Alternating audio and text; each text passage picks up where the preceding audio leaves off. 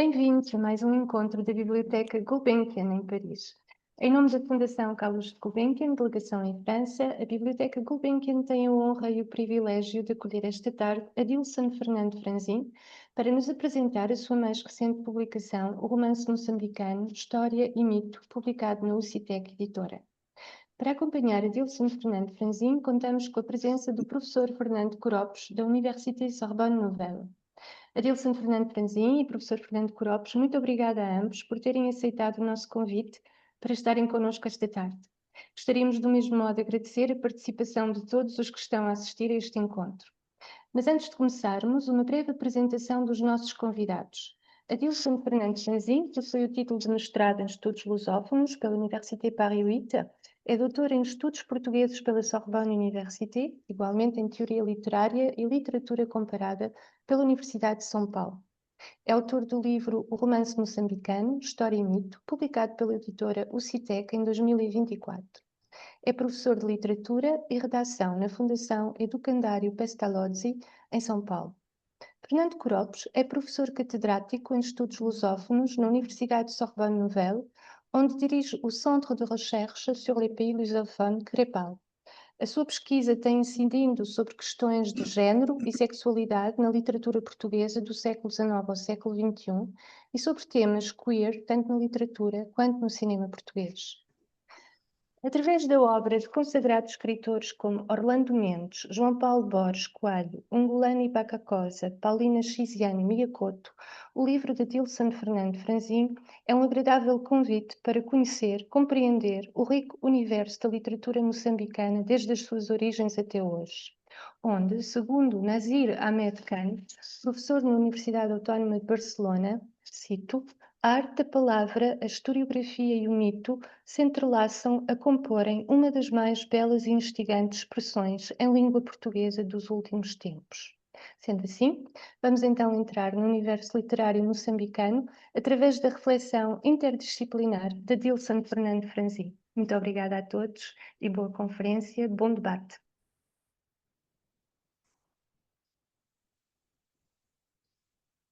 Obrigado Cristina e obrigado à Gulbenkian pelo convite e também estou muito feliz por rever o Adilson e sobretudo por ele ter publicado essa belíssima tese que ele defendeu na Sorbonne Université já há três anos, não é, Adilson? Sim.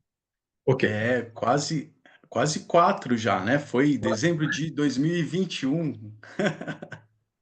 quase. Pronto, então não vamos Quase. falar de tempo e vamos sobretudo falar da sua obra. E, portanto, escolheu aquilo que nós poderíamos considerar como obras do extremo contemporâneo, do hipercontemporâneo da literatura moçambicana, e fez uma espécie de genealogia do romance moçambicano a partir da publicação de uma obra basilar, digamos, que é Protagem, de Orlando Mendes, que é um romance de 1965, não é? Adilson. Isso. Ok.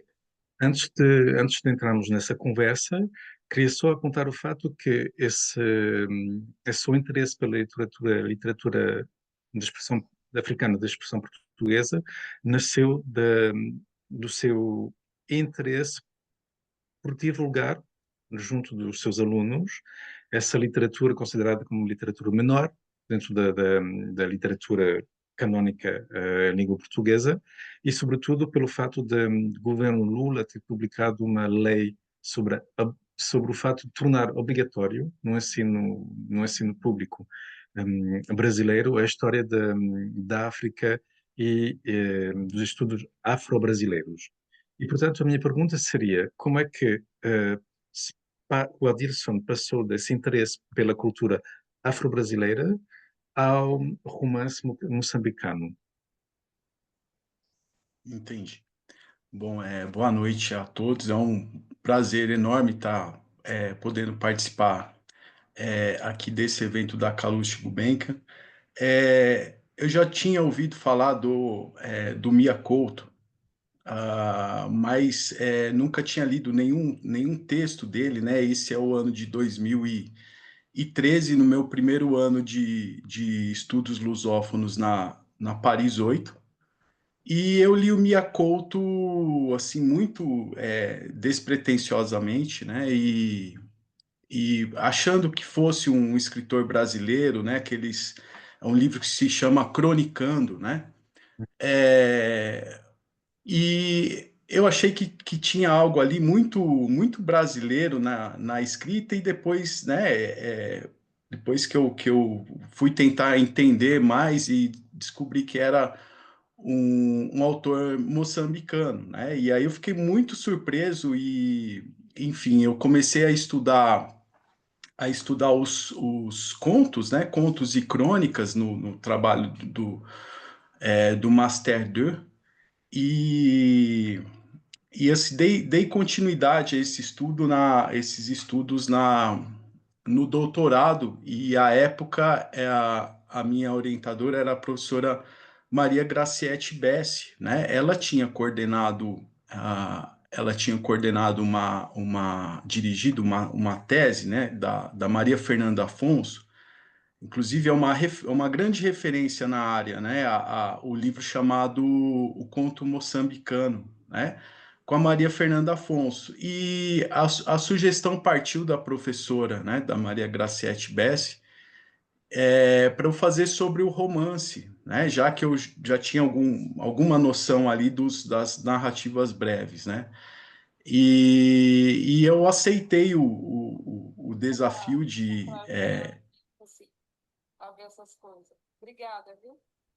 eu aceitei esse desafio de ler os romances. E quando eu fui ler os romances, a ideia é de, assim, a carência de títulos, né, que trabalhassem o romance de maneira trabalhasse esses romances em grupo, né, era muito, né, um material muito escasso, né, e eu vi uma lacuna que eu poderia, através das pesquisas, preencher essa lacuna com um estudo falando do romance desde as suas origens, né?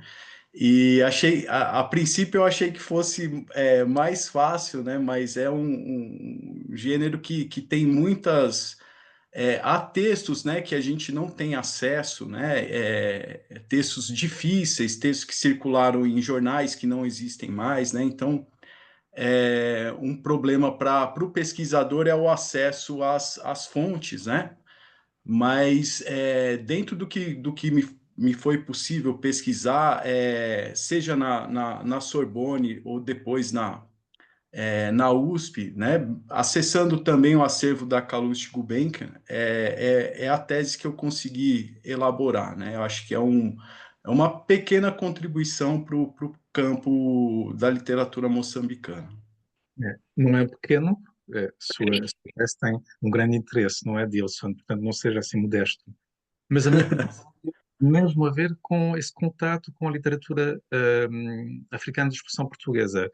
Afinal, segundo aquilo que acaba de dizer, esse contato nasceu aqui na França e não no Brasil. Sim, isso. E a questão é que os estudos das literaturas africanas teve uma viragem a partir da lei 10.639, que é de 2003, que ela institui a obrigatoriedade da história da África e das literaturas africanas, né? E, enfim, a lei já tem mais de 2 décadas, mas começou de maneira muito modesta, que já circulava alguns títulos de literatura, das literaturas africanas, mas as pesquisas, né, se intensificaram a partir de então, né, e coincide com a primeira gestão do presidente Lula, né, em 2003. Uhum. Na sua fala, Dilson, apontou o facto de ter descoberto o Miyakoto e de ter visto talvez um autor brasileiro nesse Miyakoto, com esse Cronicando. E com certeza, mesmo para um leitor português que tem língua materna como português europeu, não é? O Cronicando, ou a escrita do Miyakoto, é uma escrita muito estranha, digamos. E talvez essa estranheza esteja esteja levado o Adilson a pensar que fosse um autor brasileiro e não africano. Mas os pontos de contato entre a literatura de expressão portuguesa africana e a literatura brasileira, como aponta o próprio o Adilson, tem a ver também com as suas influências, não é? E falou de influências da literatura brasileira em África e apontou o caso de Jorge Amado, Raquel de Queiroz, Graciliano Ramos, isso para só falar do romance, e não da poesia. Ora, hum, quando eu li o seu trabalho, e aliás li-o duas vezes, não só porque acompanhei o seu trabalho de tese, mas também agora porque repeti a leitura do seu trabalho e, mais uma vez, parabéns. Queria só apontar o fato, porque é que hum, quando os historiadores da literatura ou os críticos tentam pensar a literatura africana de expressão portuguesa, pensam em Jorge Amado, Raquel de Queiroz, Graciliano Ramos, de facto tiveram uma grande influência, mas por que é que não estabelecem relações entre os próprios autores de expressão portuguesa? E estou a pensar no caso da Claridade, por exemplo, do Landino Vieira e do Luanda. Uhum. A claridade, a geração da claridade é anterior, os fragilados do vento leste também é anterior ao corpus, ao sol corpus.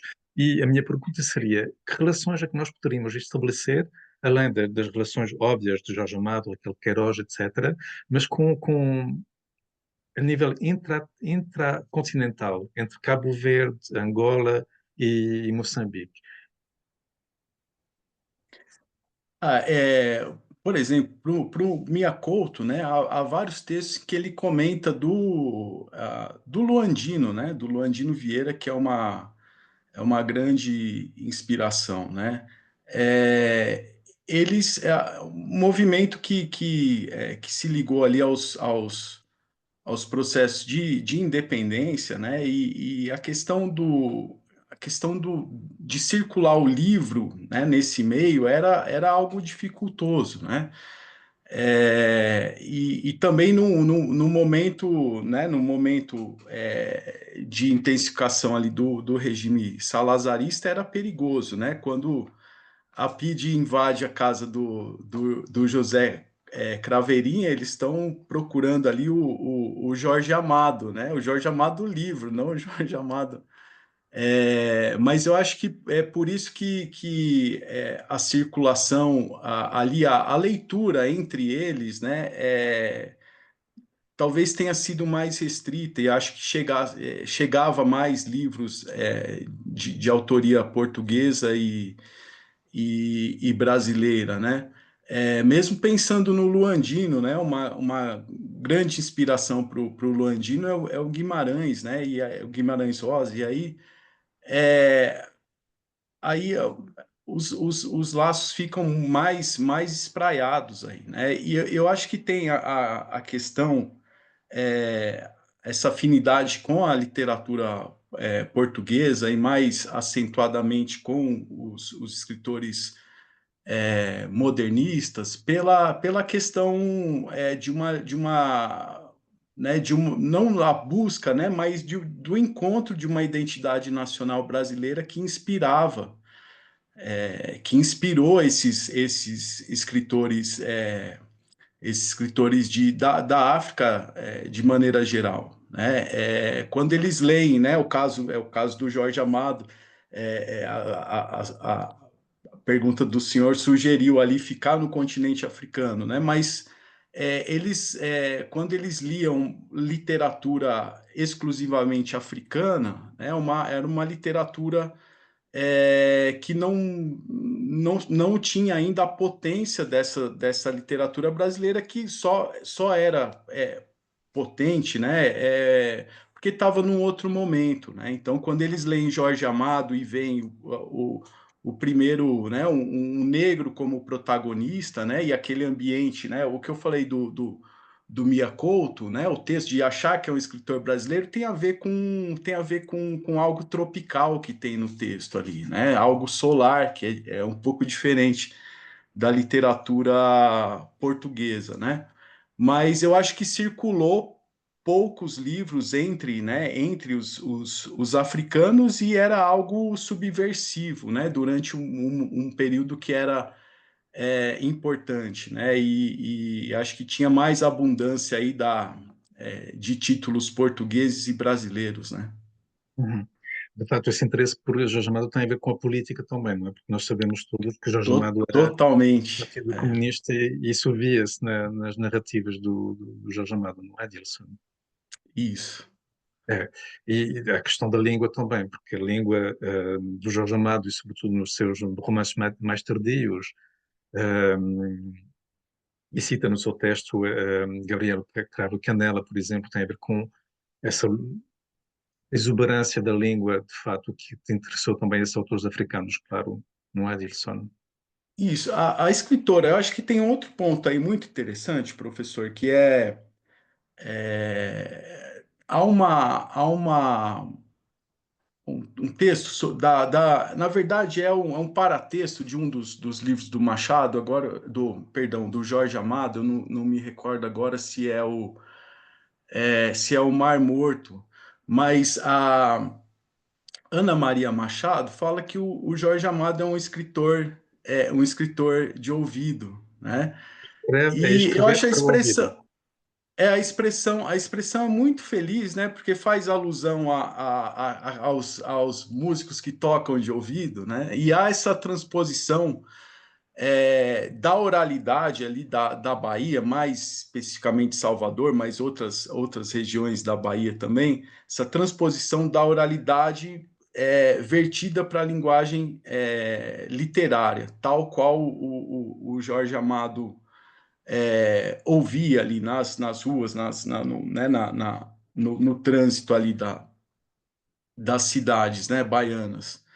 E eu acho que isso é um grande aspecto, né, do Jorge Amado a ser copiado, né? É mais fácil transpor a oralidade do que forjar um texto erudito, né? Um texto mais sofisticado, e acho que tem a ver também com a questão de difusão de literatura, com grau de escolaridade mesmo, de acesso ao livro em Moçambique, porque esses primórdios da literatura, né, dessa literatura moçambicana contemporânea, o livro não era de muito difícil acesso, né? A gente tem agora, já com a geração do Mia Couto, do João Paulo Borges Coelho, da Paulina Chiziane, que há livros em abundância, né? Mas isso inexistia, né, nas gerações anteriores, né? Uhum. Essa ideia do escrever do ouvido está, de fato, assinalado pelo Adilson na página 94 do seu trabalho. O Adilson viu como é que eu li, realmente. Pronto, mas era só uma piada. E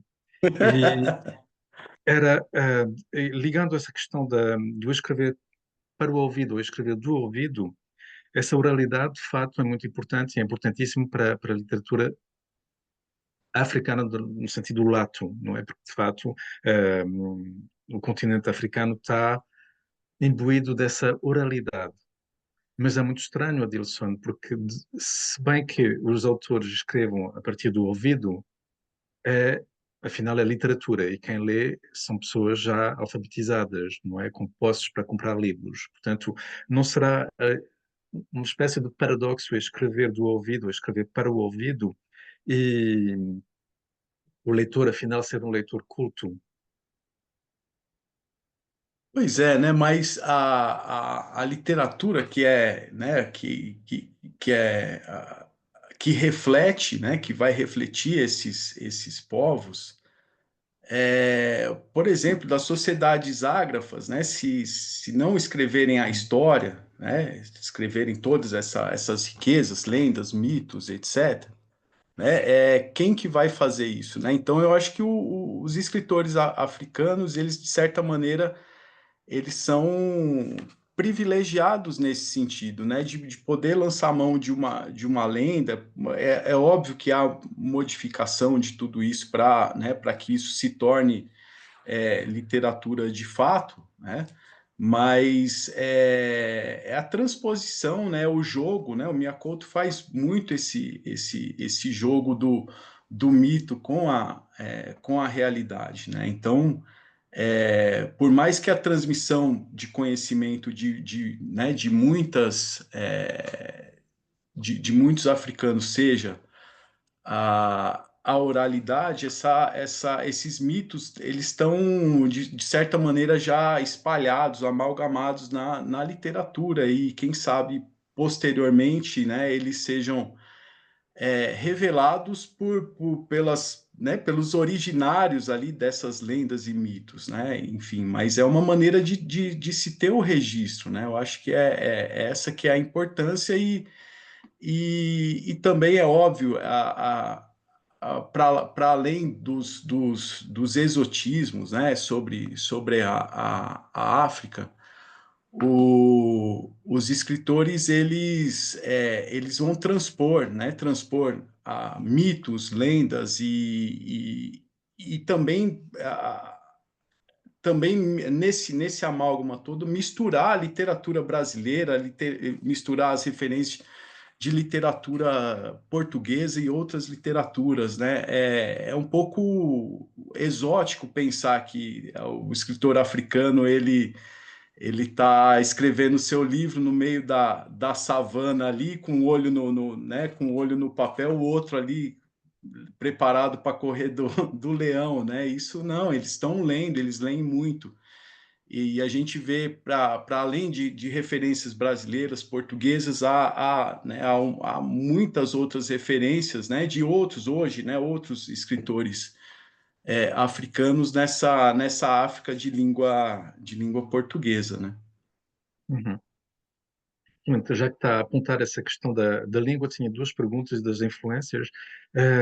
Será que essa questão da língua tem a ver com aquilo que chama alteridade traduzida, Adilson?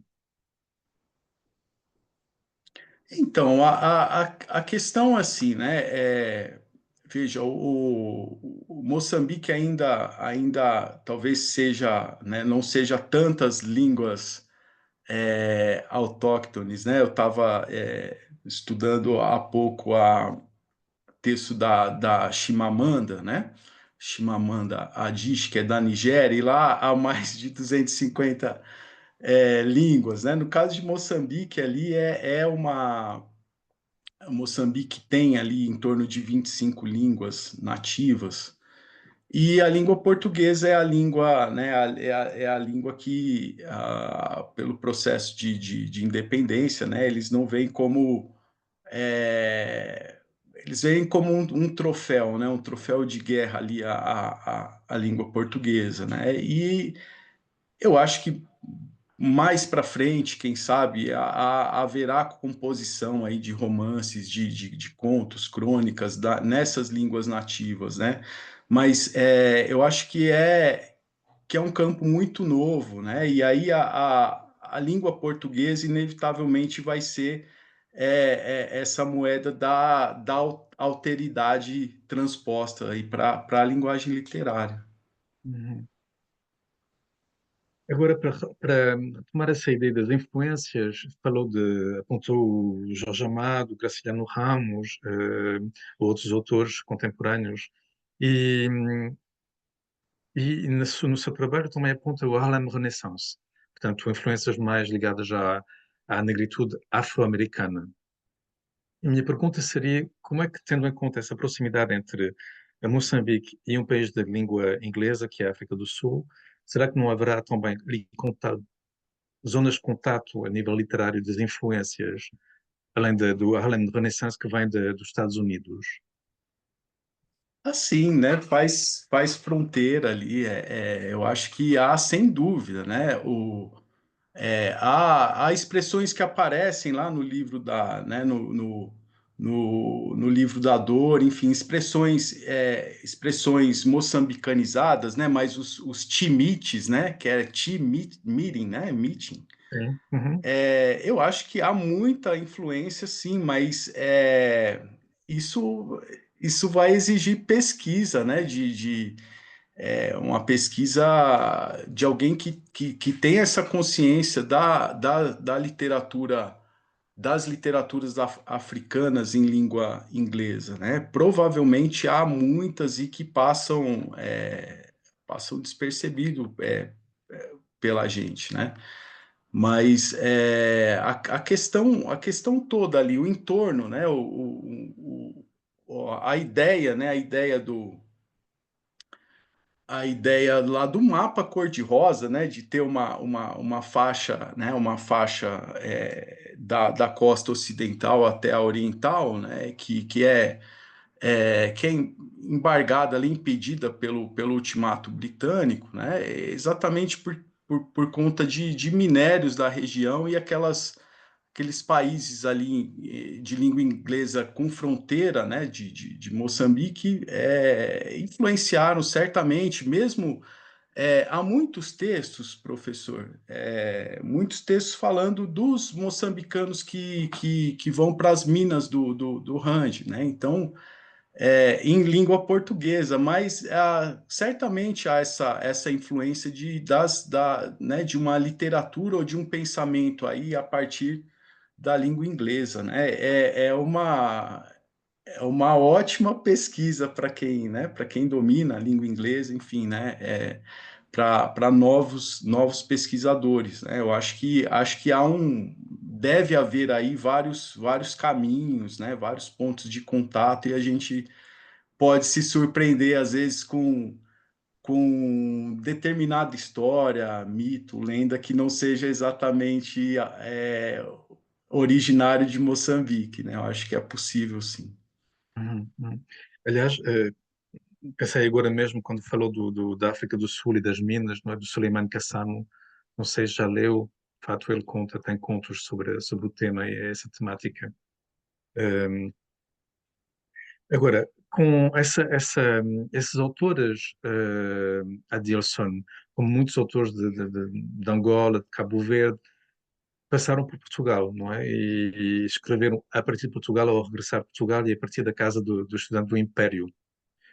Queria que me falasse mais dessa questão da Casa do Império, dessa ideia de panafricanismo Adilson, e quais são as influências que esse panafricanismo teve para a literatura moçambicana. Então, o panafricanismo, né,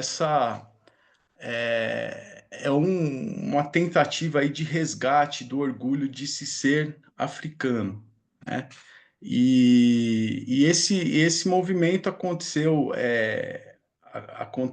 né, tinha como um lugar específico, né, de onde estudaram aí o Aimé Césaire e o Leopold Senghor, né, em Paris, mas em Portugal também, a Casa dos Estudantes, a princípio como uma espécie de criação de instituição salazarista para observar as mentes mais brilhantes, digamos assim, para não, né, para justamente evitar os movimentos independentistas, e na verdade isso funcionou como um tiro no pé, né? E o Craveirinha, por exemplo, né, que esteve na Casa dos Estudantes, mesmo a Noêmia, é muito curioso. A Noêmia, o que a gente lê da Noêmia no Sangue Negro, que é o único livro que ela publicou, e aqui no Brasil, uma edição que não sei se tem 10 anos, acho que nem 10 anos, isso, a Capulana publicou o Sangue Negro da Noêmia de Souza, ela são influências ali diretas da negritude e do panafricanismo ali da década de 40, 30 e 40, né, que ecoava, que chegava, mesmo o senhor comentou sobre o Harley, né, ali tá as referências diretas e curiosamente em língua inglesa, né, o que o senhor apontou também. É, então eu acho que a Noêmia até o momento ela é considerada a mãe dos poetas de Moçambique, né? E esses poemas que ela escreveu ali no finzinho da década de 40, né? Eles são muito influenciados por esses movimentos aí da negritude e do panafricanismo, né? Que teve como principais expoentes o Aimé Césaire e o Leopoldo Senghor, né? E o Gonçalo Bass também, e outros. Sim. Mas Sim, aqui, há tantos nomes. é, mas aquilo que aponta a Dilson no seu trabalho é que essa luta pela consciência negra, ela nasceu um pouco antes, não é? E ao resgatar, por exemplo, o Brado Africano, esse jornal dos irmãos Abracini, neste sentido faz uma espécie de genealogia entre uma espécie de início da luta, da consciência negra, não só para o Brasil, mas também podemos multiplicar isso em Angola, em São Tomé e Príncipe, em Cabo Verde, com a geração da Claridade, por exemplo, ou mesmo em Portugal, porque já havia no início do século XX, nos anos 10, 20, 30, jornalistas a escrever e jornais, enfim, com jornais que nós poderíamos chamar de africanos. Hum. Então, a parafernália, não achei uma palavra mais apropriada, mas essa parafernália toda para imprimir jornal chega em Moçambique meados do século XIX, né? E a princípio de maneira muito tímida vai, né, há circulação de jornais que deixam ali espaços, né, pequenos espaços para literatura, para enfim, para poesia, né? Isso a princípio é de um modo muito tímido, né? E também assim muito uma tentativa assim mimetizada de fazer como os portugueses, né? Então, a princípio e também as elites ali se comportavam, né? Eles queriam ser os colonos, né? Ter o privilégio, né? Os mestiços ali, né? Enfim, mas é um jornal que começa de maneira muito incipiente, né? A circulação dos jornais ali a princípio, é, mesmo na ilha de Moçambique, né? Depois em Lourenço Marques, isso vai aos poucos dando voz para vai dando voz para os moçambicanos, né? E aí os irmãos Albazini, eles que são essa voz, né? Eles conseguem fazer mais alarde através, a princípio do africano, né? E depois, se eu não me engano, ali 1917, mais ou menos, ali nas primeiras décadas, o brado africano que vai dar voz e que vai questionar as políticas colonialistas em Moçambique, né? Mas é muito importante porque é um livro muito pouco estudado e publicado póstumamente, que é o livro da dor, é a autoria do Albazini, e é um livro que eu acho que se parece bastante ali né, tem um viés assim de literatura portuguesa nos primórdios, num texto que é considerado basilar, né, um texto que ele não, né, na verdade são cartas ali, né, do João Albazini a Micaela Loforte, que era uma amiga da filha dele. Ele era velho e ela muito jovem, e essas cartas de amor aí, elas acabaram escandalizando a sociedade de Lourenço Marques na época, e depois, póstumamente, um amigo do João Albazini que publica, né, e se torna um dos marcos da literatura da literatura moçambicana, ali como um dos primeiros livros de autoria moçambicana, falando de falando ali das agruras ali de não poder viver um amor, né? Um amor que era impossível perante a sociedade daquela altura. Hum. Outro livro que também parece, enfim, não está muito estudado dentro da crítica a Dirson é o Godido e Outros Contos. E apesar dele falar de temas que são essenciais para as literaturas de expressão africana, de expressão portuguesa, em África, que é a questão do racismo, da exploração do homem negro, e por que é que esse livro, afinal, passou um pouco despercebido pela crítica, apesar dos temas? Então, é porque é um livro, se eu não me engano, são 14 contos. É que são contos inacabados, né? Que também foi publicado ali, o primeiro exemplar, pela Casa dos Estudantes do Império, né? A partir ali de amigos do João Dias. Mas é realmente um livro pouco estudado mesmo, né? E ele traz, é verdade, traz todas as temáticas ali as temáticas que eram caras ali aos moçambicanos da época, né? E a curiosidade é que também há contos ali situados em Portugal, né? Que eu acho que é uma riqueza para quem estuda essas questões identitárias na literatura, né? Mas esse tema do Godido, né?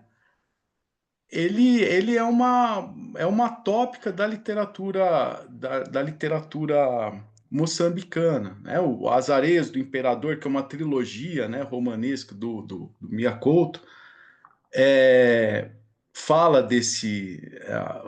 tem esse personagem também do Godido, enfim, esse personagem que é filho do Gugunhana, né? E o Gugunhana, Godido e sua corte ali, eles são é, símbolo de resistência. O Godido mais ainda, né? Porque ele é nascido em terras moçambicanas, né? Diferentemente do Gugunhana, que teria vindo de terras, né? Mais ao sul. Então, é uma tópica que se liga com a questão da resistência do moçambicano frente ao colonizador, né? E tem, invariavelmente, assim, tem texto, até eu não vou me recordar o nome, mas de fins desses jornais que a gente estava falando, do final do século XIX mesmo, já aparecia, já tem o nome desses personagens circulando nos jornais, e independente da geração, a gente vira e mexe tem o personagem ou Gugunhana, né, que foi até um problema que a Frelimo encontrou lá, né, quando a política ali no meados dos anos 80, né, estava em busca de símbolos nacionais, né, e propuseram o traslado dos ossos do Gugunhana, né, e enfim, e um pouco o Ungulani Bacacossa escreve o romance dele partindo desse episódio, né? Mas sobre Godido e Gugunhana em vários textos, né? E o texto do João Dias, ele precisa mesmo, eu acho que tem a questão de... Eu acho que o grande problema, professor, não sei Paris, na França, mas é a questão desses livros circularem, assim, aqui no Brasil é dificílimo acessar um livro desse, né? Então a gente a gente vive fazendo tráfico de PDF, né? Quando descobre. É, Mas é um livro muito importante, está na base da literatura africana, principalmente porque ela aparece, o romance vai ser um gênero tardio em Moçambique, né, então o conto ali, que inspirou Mia Couto e os outros escritores, tem muito de Moçambique ali no Godido e outros contos. Mas acho que o fato de ser, contos inacabados, né, embora a gente leia e fale: "Ó, tá tudo no lugar aqui", né, mas não foi publicado, morreu muito jovem, né, o João Dias, né, morte muito precoce, se eu não me engano, em Lisboa, agora eu não recordo se é Lisboa ou Coimbra, né. Apontou de facto que morreu em Portugal, de facto, e foram os amigos que publicaram a Que obra. publicaram, é. É.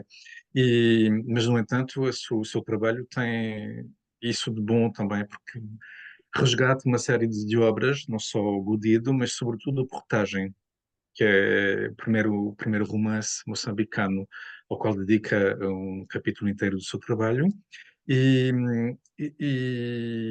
publicado em 1965.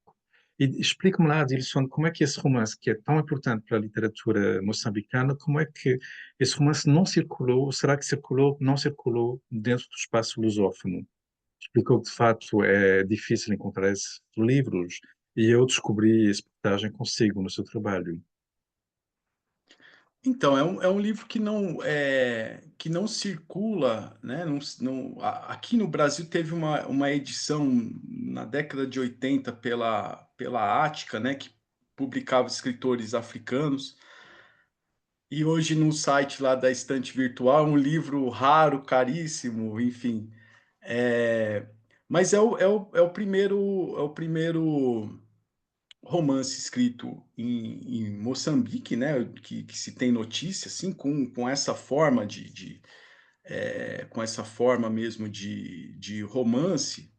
E a questão é que, embora seja romance, ali há todo um lastro, e acho que influência do próprio João Dias, do Godido, né, que a gente lê e fala: "Nossa, parece uma sucessão aqui de contos", né. Então, a questão da narrativa breve, ela tá presente ali mesmo nos romances, né.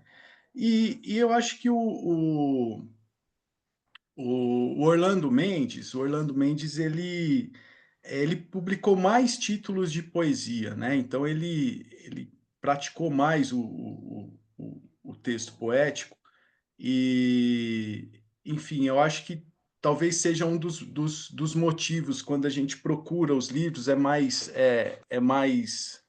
fácil a gente se deparar com os títulos, de poesia do Orlando Mendes, né.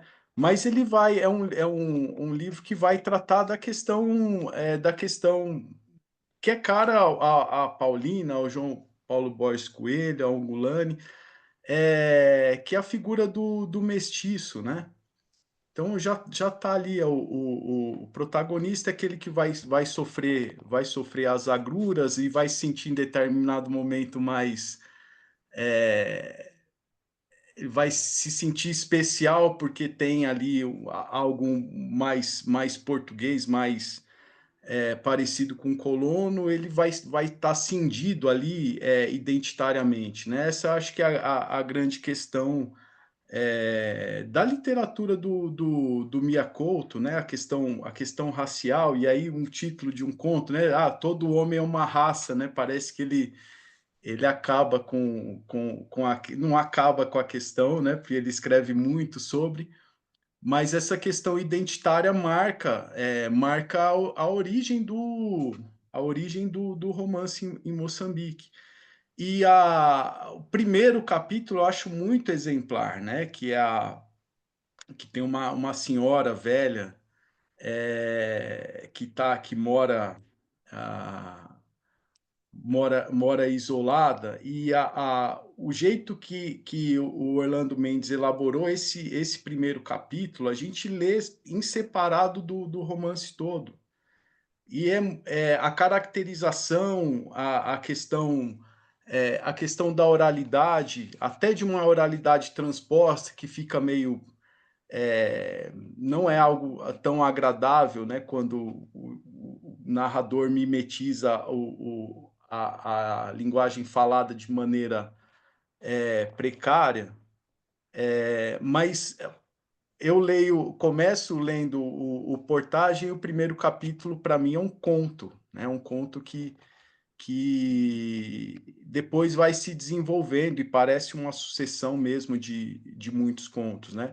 Também é um livro pouquíssimo estudado, né, por essa dificuldade de acessá-lo, de achar e tudo mais. Uhum. Como é que foi a recepção desse livro, Adilson, na época, tanto em Moçambique quanto em Portugal? Será que ele foi lido realmente?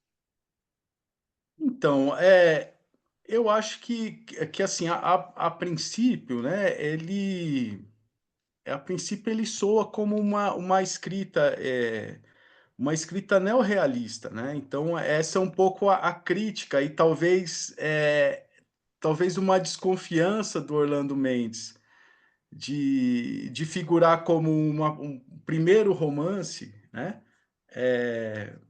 figura como primeiro romance, mas ali a estética né, uma estética muito verificado na literatura portuguesa e não só, mas ali teria como a principal influência o neorrealismo português, né? Então, eu acho que vem um pouco aí também a questão de, de ficar em dúvida, né? Ele é um marco mesmo por conta da data, mas eu acho que por isso mesmo, para a gente entender o Portagem, né, na sua origem, a gente tem que se embrear muito nas questões neorrealistas, e aí parece que escapa toda a questão moçambicana de fato, da oralidade, né, dos mitos, né?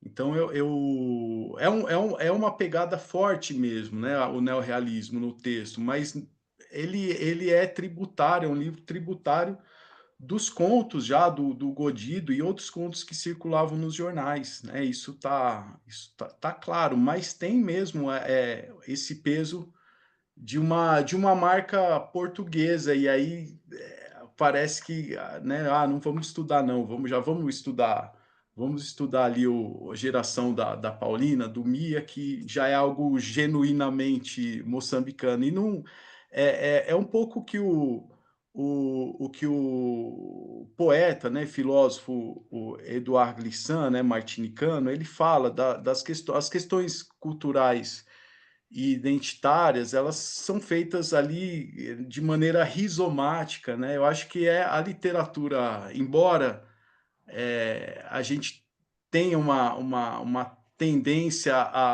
a congelar no tempo e no espaço as literaturas africanas, né? Elas são feitas com esse espraiamento das raízes, né? Ela é rizomática mesmo. E aí vem a inglesa, a portuguesa, a brasileira. Então eu acho que é um pouco por esse lado. Adilson apontou na sua fala, e isso fica muito claro no seu trabalho, que esse romance, tanto o Portagem quanto o Godido e outros contos, já no título, não é? Tem a ver com a questão do conto, mas uma questão que é também muito genuína à oratura, à oralidade que, desses países, sobretudo Moçambique, Angola, enfim, da África de maneira subsaariana, da África do Sul, enfim, da questão da oralidade que transparece nesses dois romances, nesses dois livros de contos. E eu queria que desenvolvesse essa ideia dessa matriz do romance moçambicano ligado à oratura e aos contos que se dizem nas festas ou nos saraus naquele tempo. Então, que foi muito útil para minha pesquisa, foi uma tese dirigida pelo professor Benjamin Abdallah, da USP, de um pesquisador moçambicano chamado Elídio Inhamona, Elídio Miguel Inhamona, que é moçambicano. E na pesquisa dele, ele comenta porque há uma expressão que abre a contação de história, né? Contação de histórias lá em Moçambique, que é a Caringana Ua Caringana. E a pesquisa dele revelou que essa palavra caringana, ela quer dizer cantar, contar, pôr à prova pelo fogo. Ela é polissêmica na sua origem, né? E daí que o romance moçambicano, ele até vem daí a dificuldade da Paulina Chiziane se assumir como romancista, né? Eu acho que toda a entrevista da Paulina Chiziane falou: "Ah, eu sou contadora de histórias, né, pequenas e grandes." Porque e talvez aí também consiste o fato do Portagem ser colocado um pouquinho de lado nessas origens, né? Porque o romance moçambicano, ele quer se filiar a esse conto tradicional contado em volta da fogueira, e não um conto de origem ocidental, né? Então, para além de não querer o rótulo, né, é uma postura política, né, tanto da Paulina Chiziane quanto dos outros escritores. Então, no caso da literatura moçambicana, ela tem essa especificidade de ter, né, do romance moçambicano, ele é mais oriundo dos contos tradicionais contados em volta da fogueira, né, às vezes com acompanhamento, né, de instrumentos, enfim, do que o conto de origem europeu ocidental. Então é algo que é genuíno, mas não só. E aí a ideia do rizoma também dá conta disso. É isso também, né, junto e misturado com outras influências. Uhum. Já que fala em influências, em Rizoma, a Dilson, na terceira parte do seu trabalho, focou dois romances e dois escritores, dois romances e dois mitos, que é o mito da Fênix, no caso de Miyakoto, e do Apocalipse, no caso do romance da Paulina Chiziane. E, portanto, são dois mitos europeus, não é? A Dilson, pelo menos muito influenciados pela cultura, pela literatura europeia. Sim. E, mas pode desenvolver essa ideia depois da Dilson. E a minha pergunta seria, porquê é que essa escolha, primeiro, que esses dois mitos, já que haverá outros mitos, não é, desenvolvidos por esses autores, e porquê é que não transparecem mitos vindos do Oriente, sendo que a literatura ou o próprio país e Moçambique tem uma influência muçulmana muito forte e que houve uma imigração também de Goa no tempo da época colonial, portanto ligado mais ao Oriente, não é? E porque é que isso não transparece literalmente na literatura moçambicana e nesses autores? Pois a pergunta é muito boa, né? É, a questão é que foi um pouco da minha dificuldade em acessar, né, aí as fontes primárias, digamos, e, e também coincidiu com muito do que eu vi principalmente nas aulas de mestrado, né, com a professora Maria Graciete Bessi, que estudava a questão da mitocrítica, né? Então era assim, das aulas do Master 2, e isso foi algo que ficou bastante marcado em mim. E a dificuldade de acessar um texto moçambicano original, eu já estava palmilhando o território, eu vi essa dificuldade, e fiquei imaginando a dificuldade que eu teria de encontrar livros que, né, de antropologia, enfim, né, livros que de outras áreas das ciências humanas que pudessem me fornecer um instrumental para encarar o texto literário. O mito tanto de Fênix quanto o do Apocalipse, se a gente for lá para trás, não, eles existia já no Egito, né? Enfim, mas o senhor tem razão, foram mitos que foram bastante consagrados pelos textos europeus, né? Mas a princípio foi o do Miyakoto que eu fiz, o mito de Fênix, né? Encontrar os mitemas ali, muito também inspirado na ideia do Genet, né? Do Gerard Genet, do Palimpsesto, né? Que há um hipotexto, né? Que é o texto base sobre o qual o hipertexto vai se assentar. Então, é, eu vi ali, eu li uma vez o o último voo do Flamingo, do Miyakoto, só tentando detectar referências ao mito de Fênix, né? Então foi uma. E aí eu fiquei surpreso. Falei, olha, né? Mas eu não deixava me perder naquela história, porque a escrita do Miyakoto vai enredando a gente. Quando a gente vê, terminou o livro, a gente está muito encantado ali a princípio com a escrita do Miyakoto. E eu achei os mitemas ali do romance, né?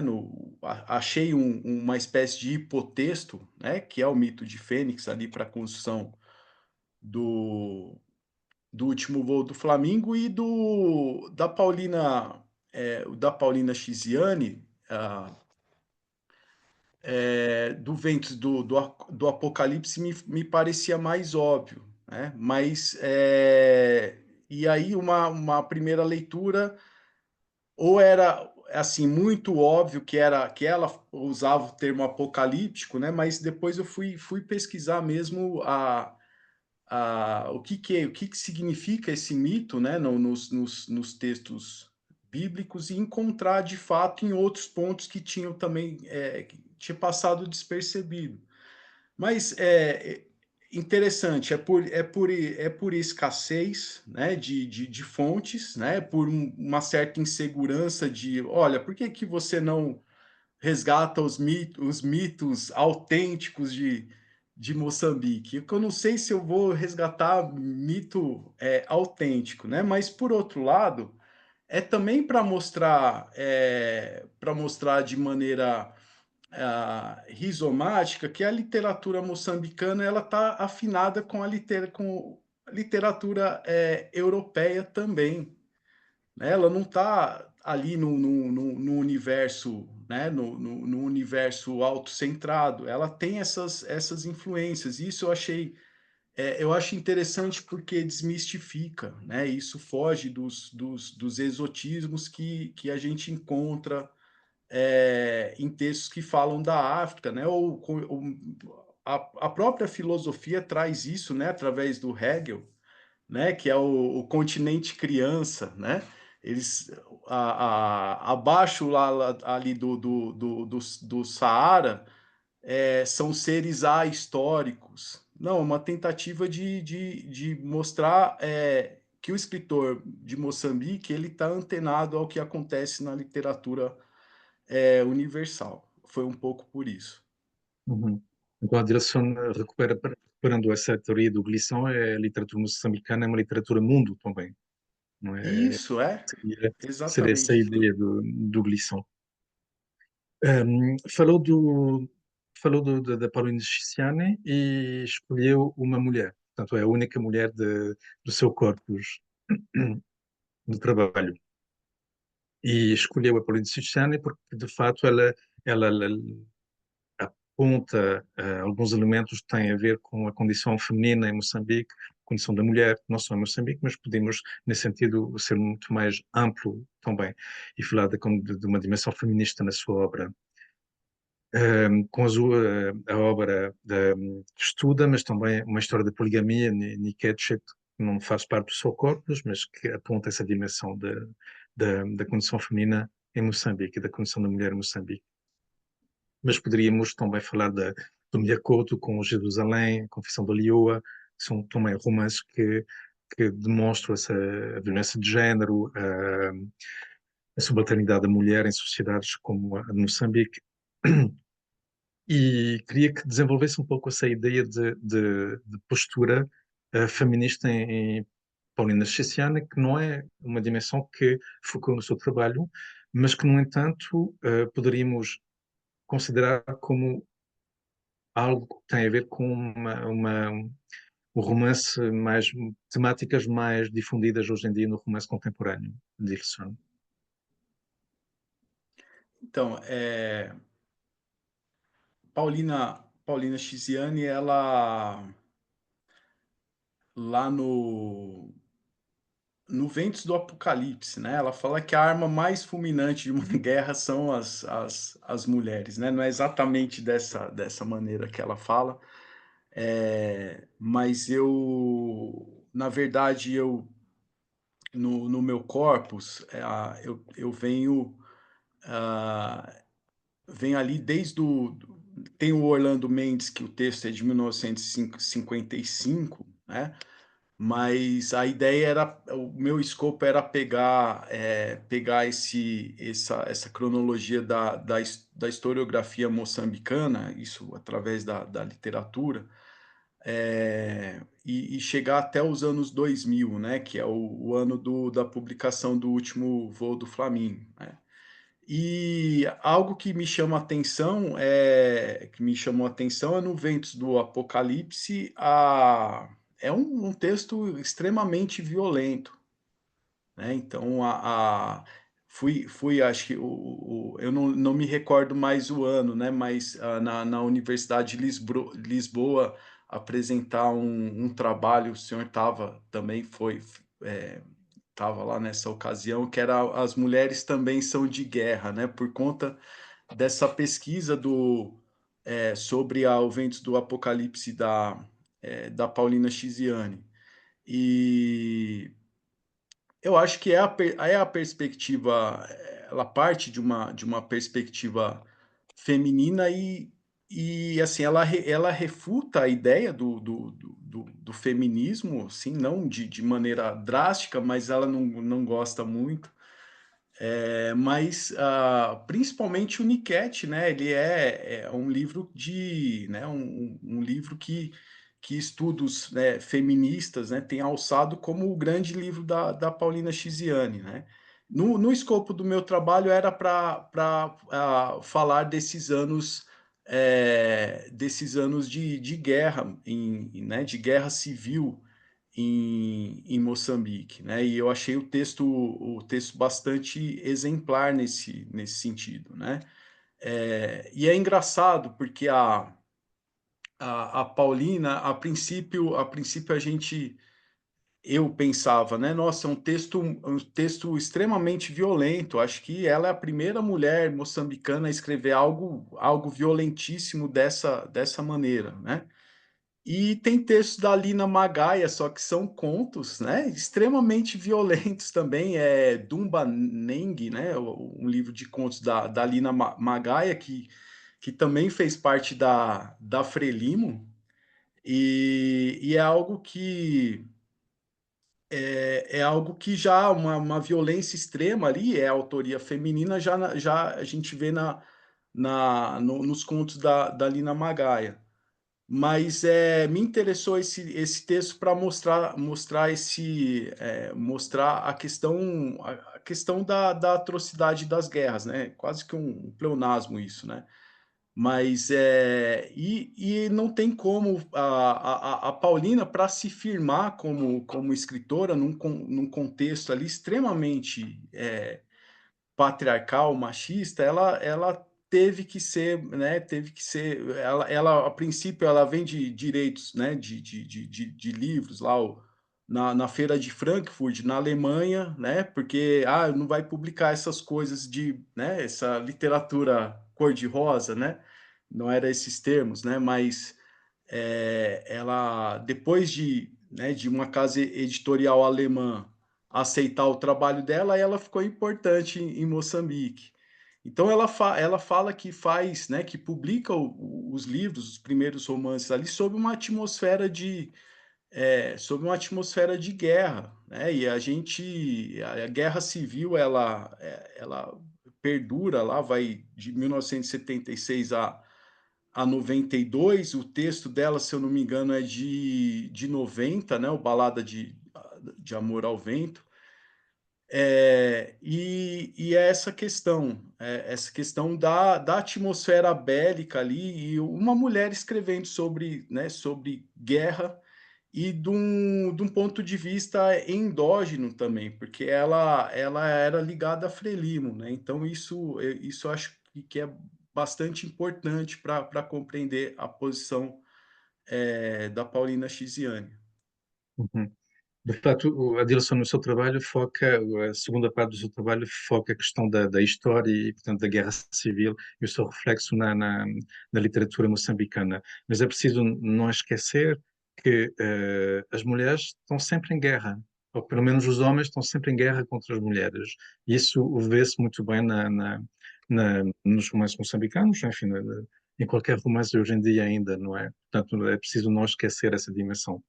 E é preciso também não esquecer que, embora a Paulina Cistiani não se declare como feminista, pelo menos ao denunciar os crimes contra as mulheres, ela tem uma postura feminista. O fato de dar a voz às mulheres, como o próprio Yakuto em Jerusalém, por exemplo, tem essa dimensão, uma postura feminista. E É, essa guerra.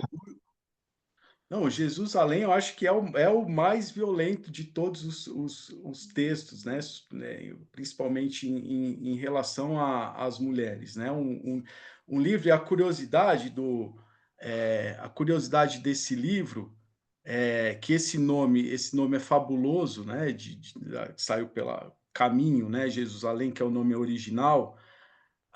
Aqui no Brasil, por questões religiosas, eles mudaram o título do livro, né? É Antes de Nascer o Mundo. Olha que nome, né? Que título estranho, né? E não dá conta da dimensão, né? O Jesus Além, né? Olha, não há, né? Jesus aqui tá, né? Há um pouco uma interpretação que a gente pode fazer, mas eu acho que foi uma sugestão da editora aqui, da Companhia das Letras, por conta de um público neopentecostal aqui que é bastante abundante, mas eu acho uma pena eles não terem mantido, porque mudar título de livro em português para um português do Brasil, acho que já é demais, né?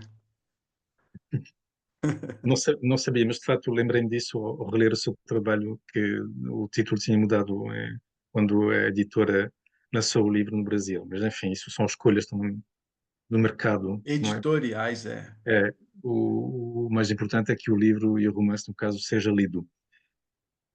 Será, portanto, essa segunda parte do seu trabalho, a direção foca a questão da guerra civil e da história com H minúsculo. Será que nós podemos considerar esses romances como romances catárticos, a direção? Os do Soul Corpus e outros que falam da guerra civil. Ora, eu acho que há essa catarse sim nessa leitura, e diferentemente da historiografia, a coragem de escrever um texto que vai relatar as desumanidades, né? Eu acho que se eu não me engano, é o François Doce, que é um historiador francês. Ele fala que a história é muito séria para ficar na mão dos historiadores. E faz né, cria uma ironia, mas ele comenta a respeito esse historiador francês, ele comenta a respeito do Holocausto, que por se tratar de traumas de guerra, as principais, as principais fontes sobre o Holocausto não são a historiografia, os textos dos historiadores, mas sim os filmes. Os filmes eles são mais reveladores, né? Então, uma outra linguagem, a linguagem cinematográfica, ela dá conta de abarcar a pluralidade do que foi o Holocausto e que os historiadores, de certa maneira, eles não conseguiram, né?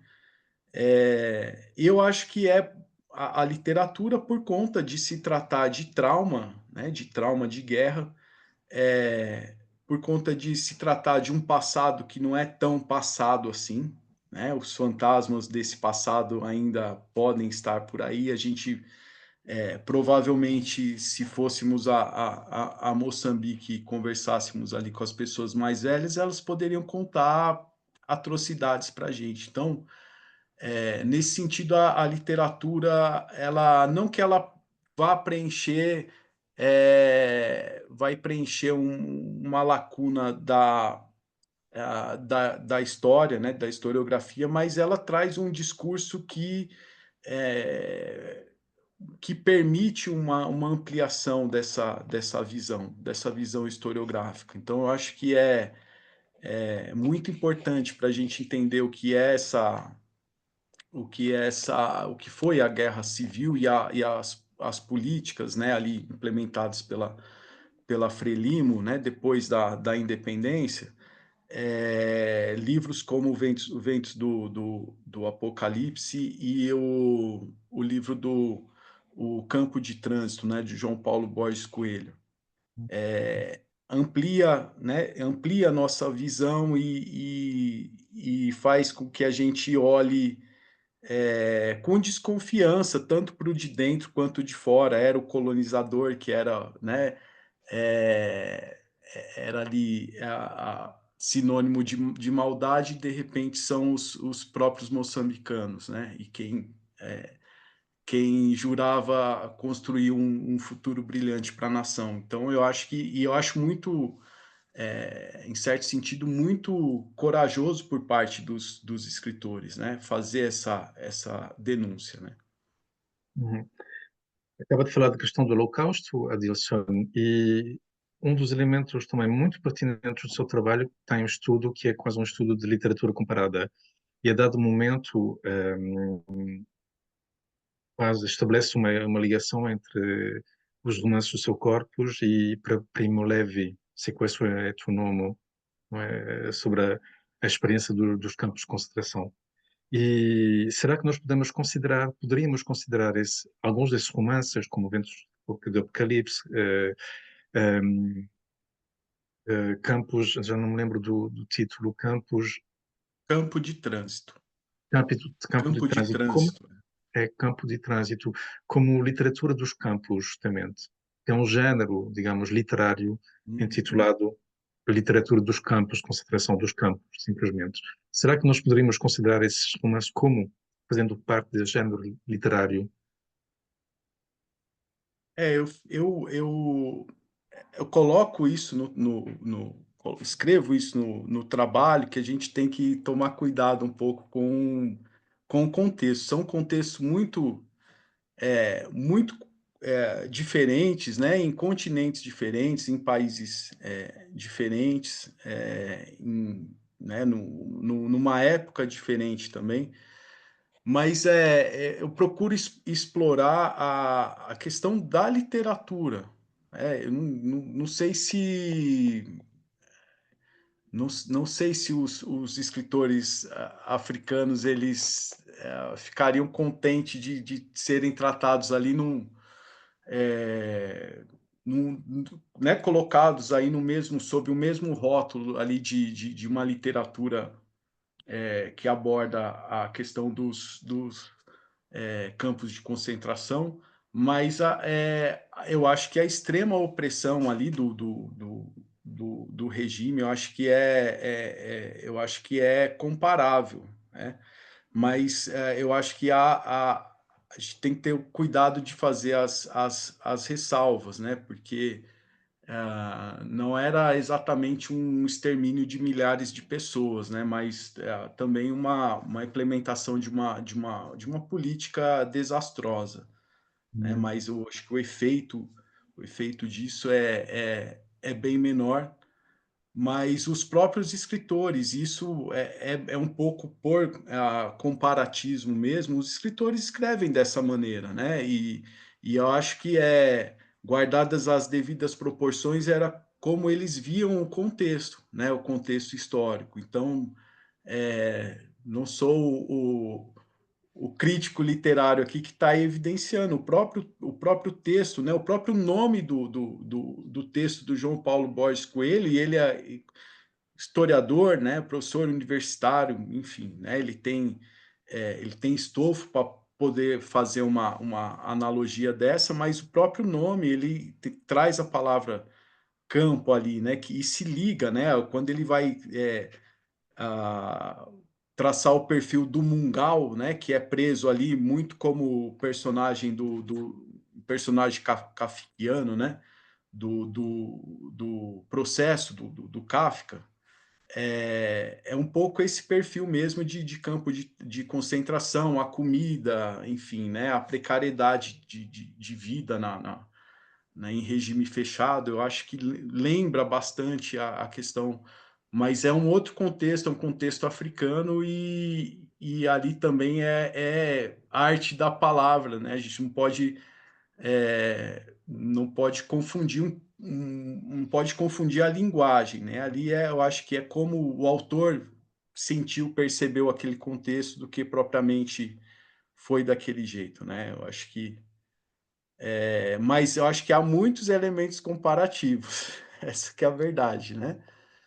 Sim, e esses elementos comparativos, a Dilson acaba também de falar de Kafka, fazem com que realmente a sua proposta de leitura, que é o romance moçambicano contemporâneo, é a literatura mundo, de fato demonstra muito bem a Dilson como é que existem elos de ligação entre temas literários europeus e a sua recepção em Moçambique, como é que esses mitos ou esse mitenas ou essas propostas de géneros literários são recuperados pelos autores moçambicanos. Nós não podemos fugir a esta questão. De fato, devemos ter em conta o espaço e o tempo, que não são, e as propostas não são as mesmas. O Holocausto é um caso paradigmático e específico, mas, no entanto, a experiência vivida pelo homem novo ou as vítimas dos campos em Moçambique são as mesmas experiências de Adolescente. E é aquilo que demonstra muito bem e que os próprios autores demonstram nos seus romances. É isso, eu acho que tem ali elementos para essa análise mesmo, seja do Ventos do Apocalipse, enfim, dificilmente a gente lê, né, o Ventos do Apocalipse, o campo de trânsito entre as memórias silenciadas, né, do Ungulane Bacacossa, apontam para essa analogia, né, para essa opressão extrema. E há outros textos também. Eu acho que essa é um pouco a dificuldade não é uma dificuldade, mas uma marca, né, desses novos escritores de Moçambique, os que não trazem essas marcas, né, esses estilhaços de guerra, como esses principais escritores do meu corpus, Mia Couto, a Paulina, o João Paulo Borges Coelho. é, Parece que é uma marca incontornável da literatura moçambicana, e os novos escritores, eles criam outros ambientes, outros enredos, e a gente parece que acostumou a ler a literatura moçambicana e ver a questão da guerra. É até uma surpresa quando a gente não encontra é, ou ligado à luta de libertação ou ligado à guerra civil. Parece que está faltando algo, né? Porque é uma marca incontornável da literatura moçambicana, que faz a literatura espraiar esse horizonte da historiografia moçambicana, né? Uhum. Conheço mais a literatura angolana do que a moçambicana, Dilson, e pensando nessa ideia da guerra civil do retrato da guerra no romance contemporâneo, em Angola fala-se muito mais agora no romance contemporâneo angolano de temas urbanos e não da guerra em si. Será que isso também é algo emergente na literatura moçambicana contemporânea, pelo menos nos autores mais recentes? Olha, eu li um romance da Virgínia Ferrão, que é uma romancista da nova geração, né? O Inspetor de Xindizimila. É um romance policial, né? E não tem a questão da guerra enfim, é um romance tem uma escrita literária, uma escrita fluente, mas parece que faltou algo, né? E é terrível isso para a nova geração. Ah, eu vou ter que falar de guerra, senão aquele leitor lá do Brasil não vai querer mais ler literatura moçambicana. Não. Alguns textos, né? O senhor está falando da literatura angolana. É engraçado, mas o Ondiak, né, que é poeta, é romancista, ele deixa vestígios ali da questão da guerra civil angolana, né? Tô pensando aqui no Bom Dia Camaradas, por exemplo. A gente pode ler o Bom Dia Camaradas como a história de um grupo de crianças em idade escolar, enfim, de maneira muito lúdica, mas tem traços ali, é, uma leitura ingênua, talvez o texto seja bonitinho, né? Mas com os signos ali da Guerra Civil, o texto que aparentemente é lúdico e poético, ele vira um texto imenso e gigantesco. Então, assim, eu não acho que é forçado da parte do Ondiak, né? Aquilo aquela maneira como ele enxerga a atualidade de Angola, né? Se bem que é um texto já do comecinho, né, do século, já tem ali uns 20 anos de publicação. Mas traz essas marcas, né? Uma marca, às vezes, né, o camarada Antônio, né, que é o serviçal da casa, ele simboliza ali o colonialismo português, né? E ele morre no final, né? E ele falava que no tempo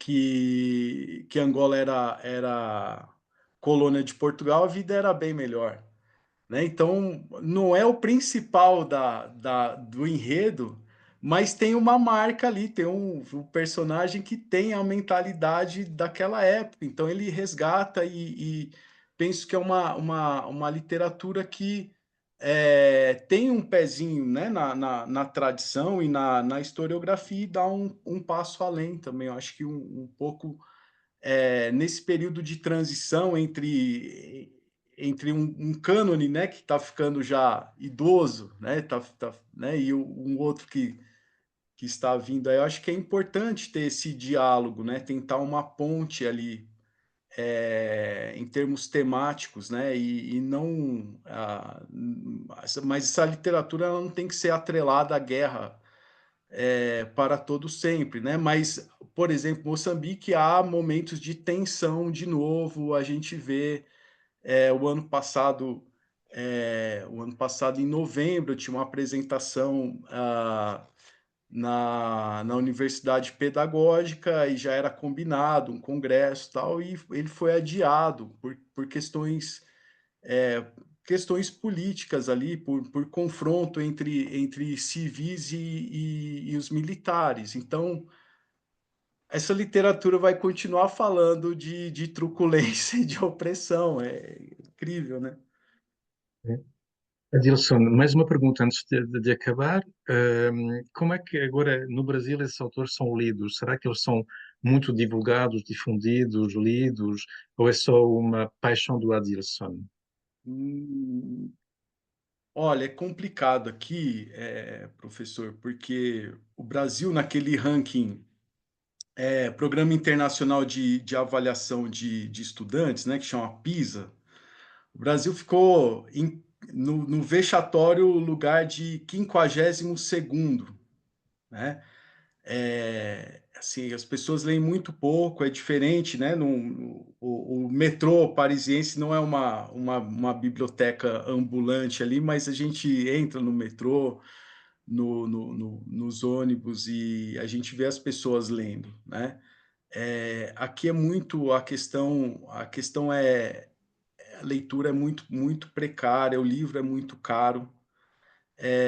Eu acho que os estudos africanos eles têm crescido bastante, né? E tem a ver com um mercado editorial que está se expandindo, mas a gente tem 38% de jovens que acabam aqui, é chamado de ensino médio, né? Quando ele acaba ali os estudos com 17 anos, que eles vão decidir se vão ingressar numa universidade ou não, fazer faculdade ou vão trabalhar, o índice é de 38% de alunos que não têm os recursos básicos para ler e interpretar texto, né? Então,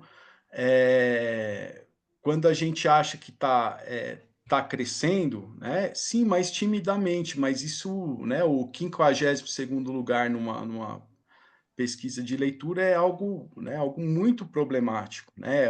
Algo que tem a ver com um todo um sistema de assimetria social, né? Assimetrias sociais não é só a questão da educação. O que a princípio para a França parece, né, sob o olhar de um leitor francês, parece algo de menor valor, que são os vestibulares aqui no Brasil. Os vestibulares é o que, na verdade, é o que fomenta a leitura dos livros, né? Das listas, né, de FUVEST, listas de Unicamp, né, são as duas principais universidades brasileiras. Tem 111 mil candidatos inscritos no último vestibular para a USP. Para um país com mais de 200 milhões de habitantes, é muito pouco, mas é uma lista que acaba sendo lida, né? Então, o primeiro título africano aqui no Brasil foi em 2016, o Mayombe do Pepe Tela, né? Escritor angolano. E todo ano agora tem um livro das literaturas africanas. Esse ano tem a Chimamanda, está na lista da Unicamp, enfim. Parece algo irrisório, né? Vestibular, isso é leitura para adolescente, né? Não, é algo que movimenta o mercado editorial aqui e são os que realmente se interessam, o maior público ledor aqui, ele vai se dar por conta dos vestibulares, né? E pessoal que já acessou a universidade.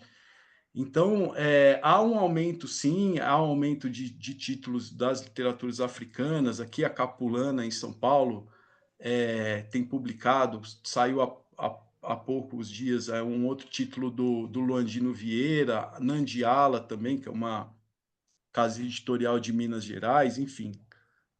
Mas é algo muito específico, né? Então, por exemplo, a FUVEST está com uma lista de autoria feminina, ali, 9, se eu não me engano, 9 autoras, né? Autoria feminina, uma lista de mulheres que, para o senhor ter uma ideia, 3, 4 nomes ali eu sequer tinha ouvido falar, né? Nome da Nísia Floresta, da Narcisa Amália, nomes que silenciaram. Bom, a gente vê isso, né, em Portugal também. Eu me lembro de ter estudado no Master 2 a Irene Lisboa, por exemplo, que tinha que publicar livro com o pseudônimo de João Falco, né, para ter.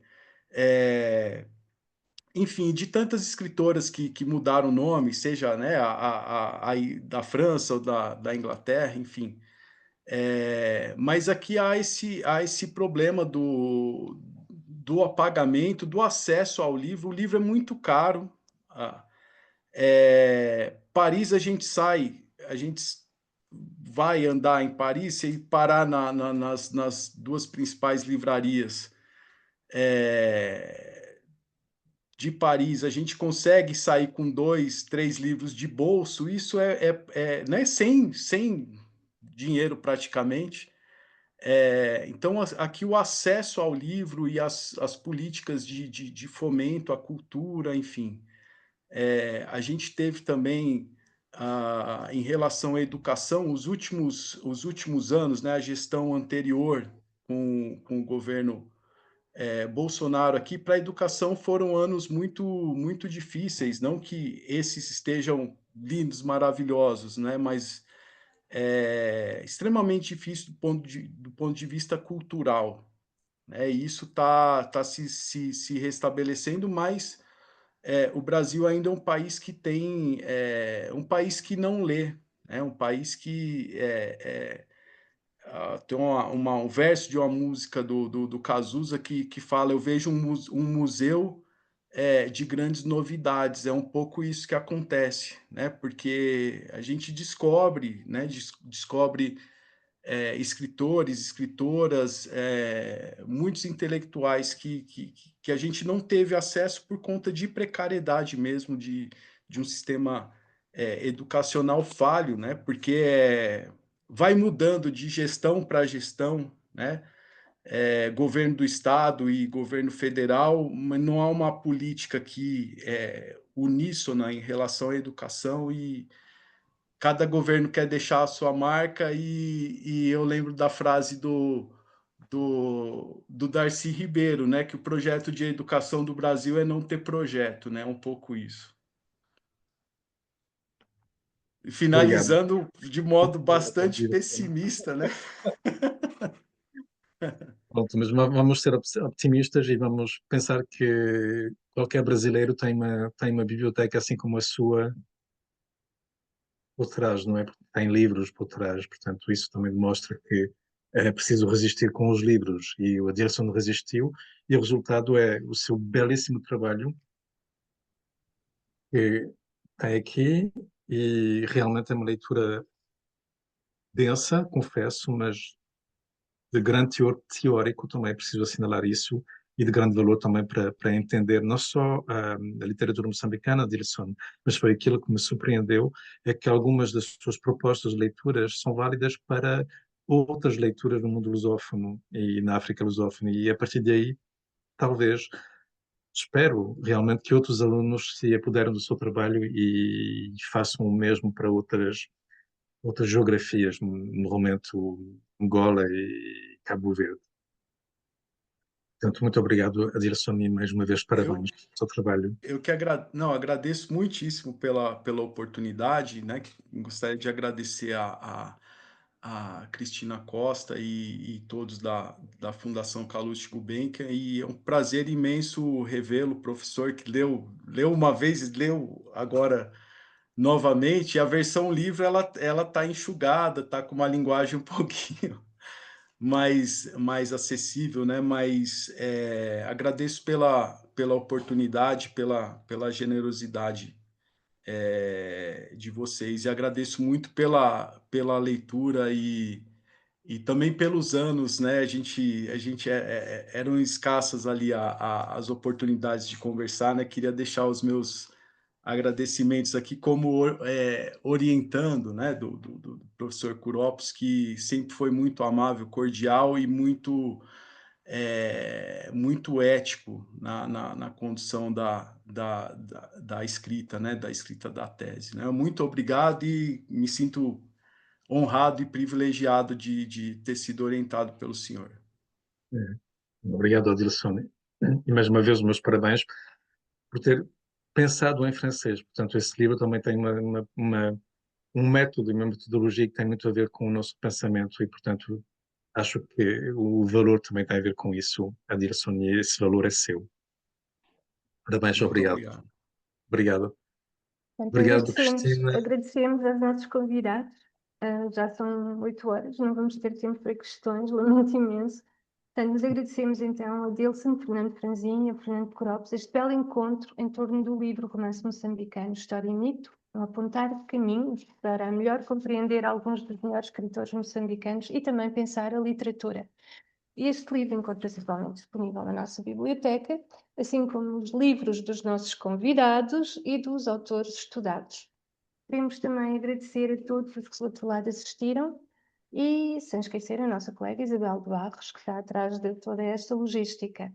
Lembramos que este encontro será colocado em breve no site da Fundação Carlos de Gulbenkian, delegação em França, e será divulgado através das nossas redes sociais. Muito obrigada e uma boa noite a todos.